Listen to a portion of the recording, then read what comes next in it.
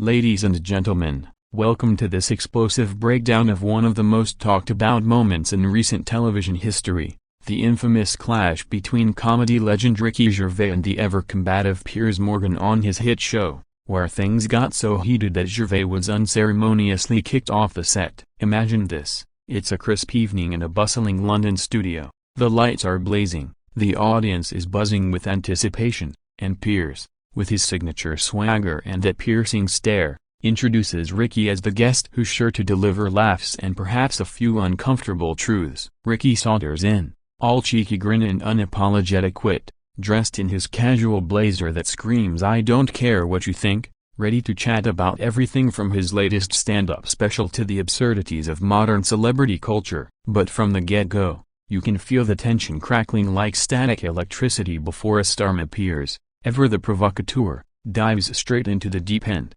probing Ricky about his atheism and those viral Golden Globes monologues that have left Hollywood squirming. Ricky fires back with a quip about religion being the real fairy tale, his eyes twinkling with mischief, and the audience erupts in laughter. But Piers isn't laughing, he's leaning forward, veins bulging slightly in his neck, countering with a defense of faith that sounds more like a personal vendetta than journalism. As the minutes tick by, the banter escalates as Ricky jabs at Piers' history of explosive on-air meltdowns, calling him the human equivalent of a tabloid headline, and Piers retorts by accusing Ricky of hiding behind jokes to avoid real accountability, his voice rising an octave with each syllable. The studio audience, a mix of die-hard fans and curious neutrals, shifts uncomfortably in their seats, whispers rippling through the crowd like wildfire as the two alpha males circle each other verbally, each trying to land the knockout punch. And just when you think it's all in good fun, Ricky drops a bombshell, a savage takedown of Piers' recent Twitter feuds, likening them to a toddler throwing toys out of the pram, complete with a bleeped-out expletive that has the control room scrambling. Piers' face turns a shade of crimson that rivals a British sunset, his jaw clenching as he mutters something about respect, but Ricky, unfazed, doubles down, waving his arms animatedly and declaring that true comedy comes from truth, not from shouting down guests like some wannabe dictator. The camera catches every micro-expression of the flicker of amusement in Ricky's eyes warring with genuine irritation, Piers' fingers drumming on the desk like he's signaling for backup, and suddenly, the director's voice booms over the intercom, cutting to commercial, but not before Piers stands halfway up, pointing accusingly and yelling that if Ricky can't play nice, he's out. The screen fades to black amid gasps from the live crowd, leaving millions of viewers at home slack-jawed, phones already lighting up social media with hashtags like #Ricky vs Piers and #Uncensored meltdown. But this is just the tip of the iceberg. As we rewind the tape in our minds, let's peel back the layers of what led to this powder keg moment. Starting with the pre-show hype that had everyone from comedy nerds to political junkies glued to their screens. Piers had teased the interview for days on his platforms, promising unfiltered truth and no holds barred, painting Ricky as the perfect foil for his brand of confrontational TV, while Ricky, in a slight tweet, hinted at surviving the hot seat without spontaneous combustion.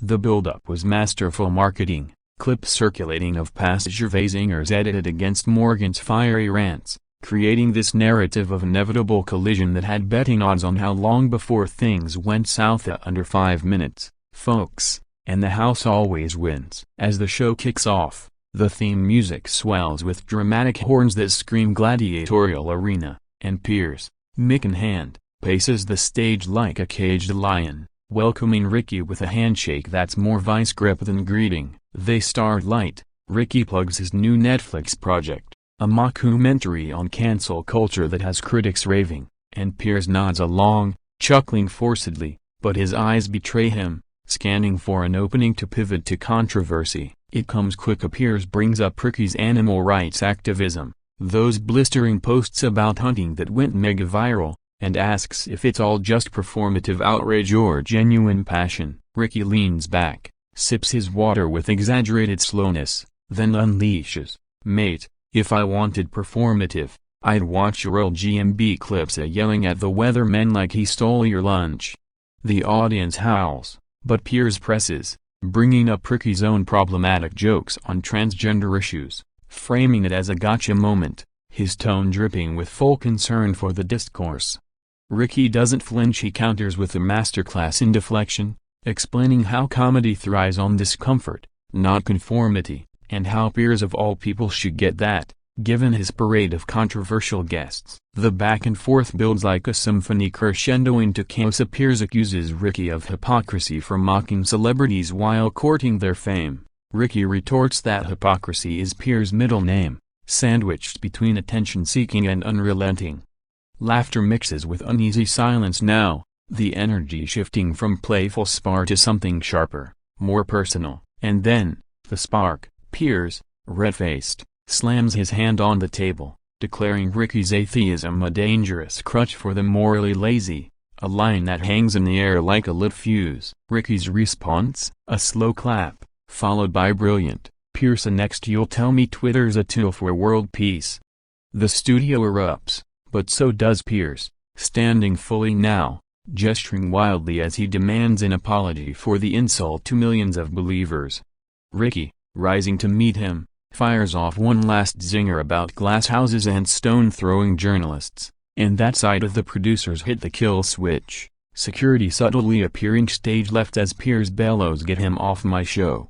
Fade to black, hearts racing, and the internet explodes in real-time analysis. But why did it escalate so fast? Let's dive deeper into the psychological undercurrents, the unspoken beef between these two titans of British media. Piers, post-GMB exit, has been on a redemption tour of sorts, rebranding as the uncensored voice of the people, but whispers in the industry say he's nursing wounds from that Meghan Markle fallout, desperate to reclaim his throne through high-stakes interviews. Ricky, meanwhile, is at the peak of his irrelevant empire, selling out arenas with Armageddon, his atheism-fueled humor that's equal parts hilarious and heretical, but he's no stranger to backlash, having weathered storms over his Netflix hits. Their paths have crossed before via awkward cameos, sarcastic tweets, but this was billed as the showdown to end all showdowns, and boy, did it deliver. As we break it down frame by frame, notice how the camera work amplifies the drama, tight close-ups on Ricky's smirking lips as he delivers a punchline,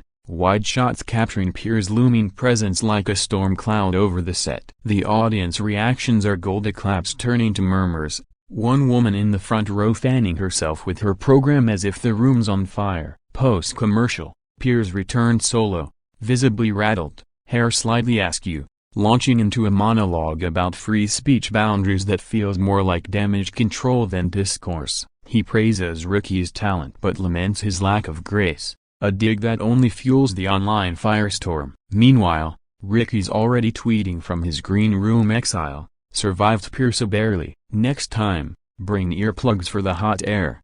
The clip goes mega viral within minutes, dissected by podcasters, memed by TikTokers, and debated in comment sections from London to LA. But this breakdown isn't just about the what, it's about the why. This moment resonates so deeply in our polarized age, where comedy and controversy collide like tectonic plates. Ricky represents the unfiltered everyman, poking holes in pretension with surgical precision, while Piers embodies the establishment agitator, thriving on outrage to stay relevant. Their clash isn't just personal, it's a microcosm of the culture wars: atheism versus faith, satire versus solemnity, tweet-sized truths versus soundbite scandals. As we analyze the dialogue, word for word, it's clear Ricky's holding the high ground with wit as his weapon, disarming Piers at every turn until the host's composure cracks like cheap porcelain. Remember that pivotal exchange around the 7-minute mark, Piers, voice booming, "You mock what billions hold sacred." Where's the line,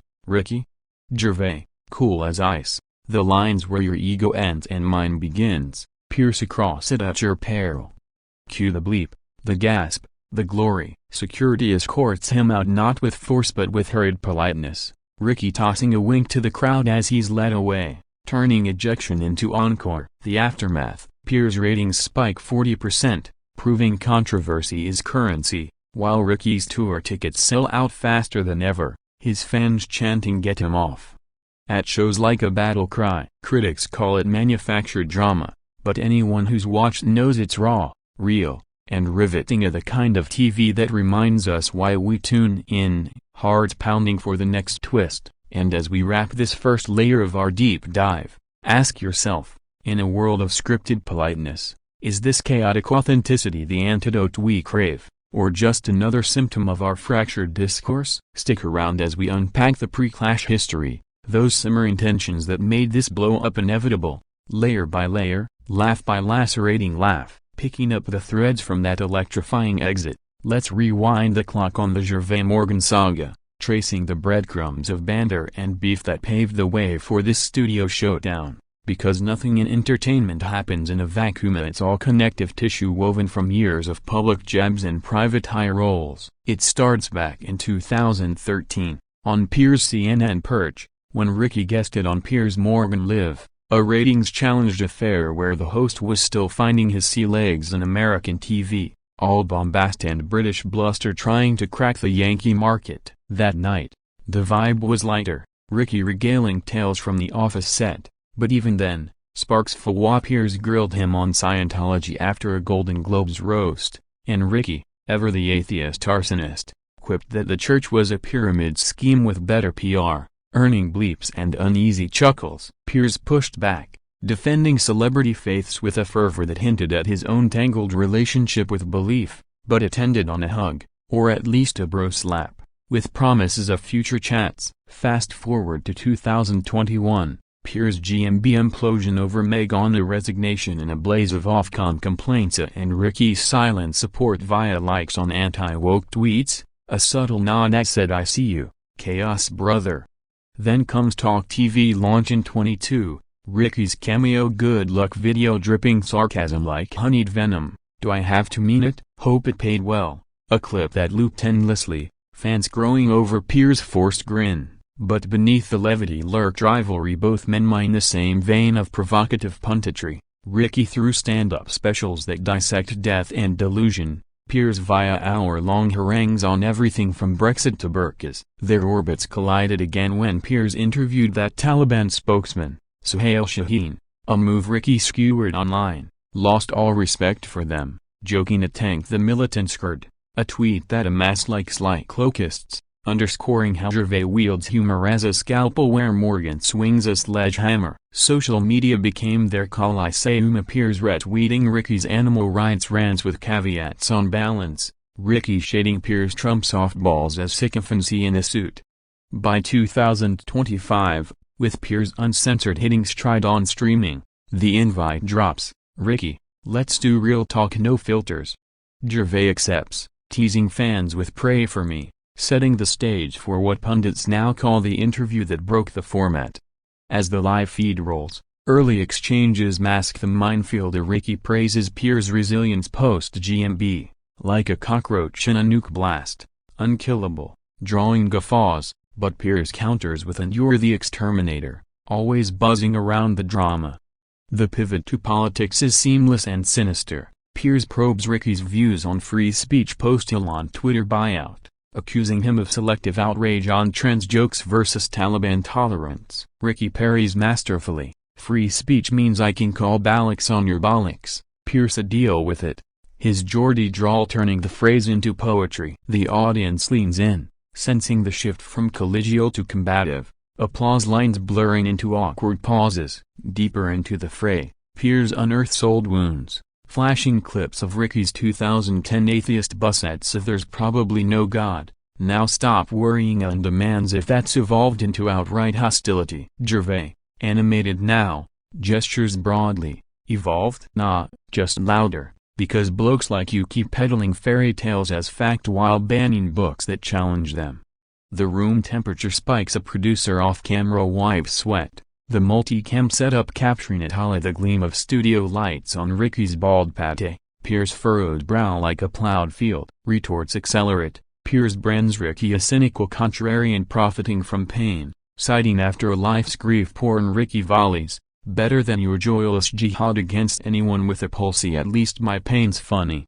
Bleeps punctuate like exclamation points, the censor's finger itchy as expletives fly freer than confetti. At the 12-minute mark, the dam breaks. Piers, voice thundering, equates Ricky's mockery to bullying the vulnerable, pulling the faith card again, eyes blazing with what looks like genuine hurt masked as hostly duty. Ricky rises, not in anger but incredulity. Vulnerable? You've got a platform to preach to millions. I'm just a comic telling truths you can't handle without a tantrum.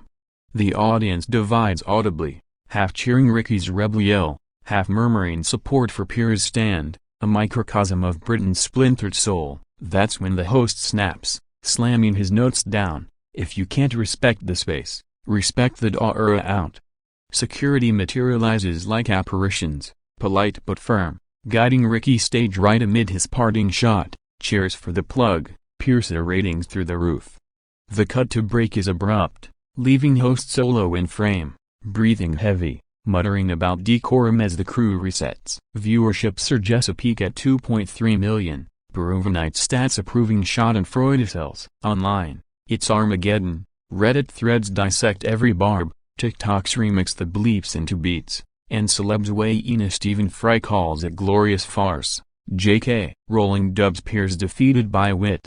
But peel back further, and this clash echoes broader battles, the comedian versus the commentator, where Gervais' anarchic atheism clashes with Morgan's performative piety, a relic of their shared tabloid youth now weaponized for the algo age. Ricky's no stranger to ejection, booted from comedy clubs early for Bloom material, now it's primetime prime beef. Piers, survivor of scandals from phone hacking probes to palace whispers, sees every guest as a conquest, but Ricky's the white whale that slipped the net. As we frame by frame that ejection sequence, note the symbolism, Ricky's backward glance, thumb up in mock salute, turning humiliation to heroism. Piers slumping back, Mick limp, a king dethroned by jester's jest. The commercial return? Piers pivots to calls, fielding viewer fury and fandom, admitting Ricky's brilliant but brutal. That's why we love him.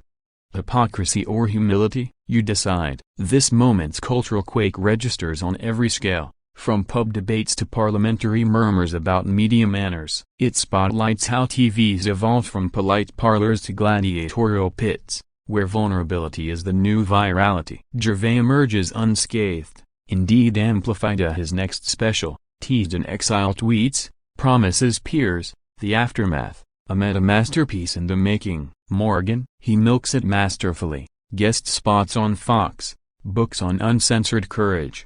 Yet, in quiet reflections, both men know this was more than melee. It's the mirror they hold to each other, reflecting flaws fans adore. As our breakdown barrels on, we'll zoom into the viral vortex, the memes, the metrics, the manifestos that followed this fireworks finale, because in 2025's echo chamber, one clash echoes eternally, reshaping roasts and reckonings alike. Hang tight, the fallout's just getting fun. Now, let's plunge into the digital deluge that detonated post-ejection, where the Gervais-Morgan meltdown morphed from mere TV tiff to global phenomenon, a meme factory firing on all cylinders as netizens dissected, duplicated, and deified every delicious detail in real-time frenzy that outpaced even the show's live feed. Within seconds of that awkward fade-out, Zaf, formerly Twitter, in its Masakiro Kausa, lit up like a Christmas tree on steroids. Gervais kicked off trending worldwide, amassing 1.2 million mentions in the first hour, algorithms force-feeding the clip to anyone who'd ever searched funny arguments or Piers rants. Ricky, ever the social savant, drops his first post from the post-show green room, a selfie mid-stride out the door, caption: just got sacked for swearing to join the club. Piers, #uncensored my ass, emoji devil horns winking at the camera, racking 500k likes before his cab hit traffic. Piers counters swiftly, show still airing, tweeting Ricky's a genius, but genius is test limits. Debate over when it turns to disrespect. Thoughts? A masterstroke of magnanimity that polls at 78% viewer sympathy, his follower count spiking 20k overnight. TikTok transforms the 12-minute segment into a 60-second symphony of snips,